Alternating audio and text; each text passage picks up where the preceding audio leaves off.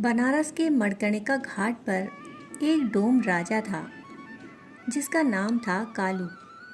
वह मुर्दे जलाता था, पर वह हंसता बहुत था। लोग कहते थे श्मशान में हंसने वाला या तो पागल है या फिर कोई सिद्ध पुरुष। कालू तीसरी पीढ़ी का डोम था। उसके दादा ने कहा था, बेटा हम आग देते हैं पर हमें रोना नहीं चाहिए, क्योंकि हम दरवाज़ा खोलते हैं, बंद नहीं करते। कालू हर चिता पर लकड़ी रखते समय एक भजन गुनगुनाता। कभी चाय पीते हुए मुर्दे के रिश्तेदार से पूछ लेता, बाबूजी पान खाएंगे? लोग पहले नाराज़ होते, फिर आदत पड़ गई। एक दिन एक युवा सन्यासी काशी में ज्ञान खोजने आया। नाम था नचिकेता। उसने कालू को हंसते देखा तो भड़क गया। बोला, यहाँ लोग अपने परिजन खोते हैं और तुम हंसते हो, तुम्हें शर्म नहीं आती? कालू बोला, महाराज आप नए लगते हो, बैठो चाय पियो। नचिकेता बोला, मैं स्मशान में चाय नहीं पीता। कालू हंसा, तभी तो तुम्हें दुख दिखता है। नचिकेता रात वहीं रुक गया। उसने प्रण लिया, मैं इस डोम को वैराग्य सिखाऊंगा। रात को एक अर्थी आई। एक 16 साल की लड़की दुल्हन के जोड़े में जहर खा लिया था। माँ दहाड़े मारकर रो रही थी, पिता पत्थर बना बैठा था। नचिकेता का दिल पिघल गया। वह रोने लगा। कालू चुपचाप चिता सजा रहा था। उसने लड़की के हाथ से चूड़ियाँ उतारी, माँ को दी। बोला, माई ये ले जाओ, आग में कांच पिघलता है, तुम्हारी याद नहीं पिघलेगी। माँ और ज़ोर से रोई। कालू ने चिता जलाई। जब आग तेज़ हुई, कालू ने नचिकेता से कहा, देखो। नचिकेता ने देखा, आग में लड़की का चेहरा शांत हो गया था। कालू बोला, रोने से वह हल्की नहीं हुई, आग से हुई। हम रोते हैं क्योंकि हम पकड़ते हैं, आग छोड़ती है। नचिकेता चुप रहा। अगली रात एक बूढ़ा आया, 90 साल का। उसके 4 बेटे थे, सब बड़े अफसर थे। कोई नहीं आया। पड़ोसी शव लेकर आए। कालू ने चिता सजाई, अकेले ही मुखाग्नि दी।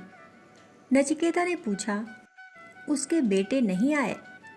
कालू बोला, वे कल आएंगे अस्थियां लेने, आज उन्हें समय नहीं।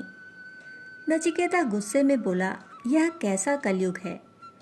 कालू हंसा, महाराज कलयुग यहाँ नहीं, उनके घर में है। स्मशान में सब सतयुग है। यहाँ कोई झूठ नहीं बोलता, कोई पद नहीं दिखाता। राजा हो या रंक, लकड़ी बराबर लगती है। फिर उसने बूढ़े की चिता की राख से एक मुट्ठी उठाई, हवा में उड़ाई। बोला, देखो यह जा रहा है। न बेटा रोक पाया, न पैसा। नचिकेता को पहली बार हंसी आई, फीकी सी। तीसरी रात कोई शव नहीं आया। घाट खाली था। कालू और नचिकेता बैठे थे। गंगा बह रही थी। नचिकेता ने पूछा, तुम कभी डरते नहीं? कालू बोला, डरता था जब मेरा पहला बेटा हुआ। मैं डर गया कि अगर मैं मर गया तो इसे कौन जलाएगा। फिर समझ आया, जलाने वाला मैं नहीं, आग है। मैं तो केवल लकड़ी लगाता हूँ। जैसे जीवन में हम सोचते हैं कि हम चलाते हैं, पर चलाने वाला कोई और है। हम तो सिर्फ लकड़ी लगाते हैं, अहंकार, मोह और क्रोध की। आग तो वही लगाता है। नचिकेता बोला, तुम तो बड़े ज्ञानी निकले। कालू बोला, ज्ञानी नहीं, घाट देख देख कर थक गया हूँ। यहाँ रोज़ लोग आते हैं, कहते हैं हाय चला गया। मैं सोचता हूँ गया नहीं, लौटा है। घर से स्कूल जाता बच्चा भी तो माँ से दूर होता है, पर लौटता है। 6 महीने बाद नचिकेता काशी से जाने लगा। जाने से पहले घाट आया, देखा कालू नहीं है। पूछा तो पता चला कालू को टीवी हो गई थी। कल रात वही चिता पर लेट गया जहाँ वह जलाता था। उसके बेटे ने ही मुखाग्नि दी। नचिकेता दौड़ा, चिता जल रही थी, बेटा रो रहा था। नचिकेता ने बेटे से कहा, तुम्हारे पिता हंसते थे, तुम रो क्यों रहे हो? बेटे ने कहा, वह हंसता था क्योंकि वह जानता था। नचिकेता ने चिता के पास बैठकर वही भजन गुनगुनाया जो कालू गाता था। उस रात घाट पर पहली बार नचिकेता हंसा। लोग चौंके। उसने कहा, मैं हंस नहीं रहा, मैं समझ गया।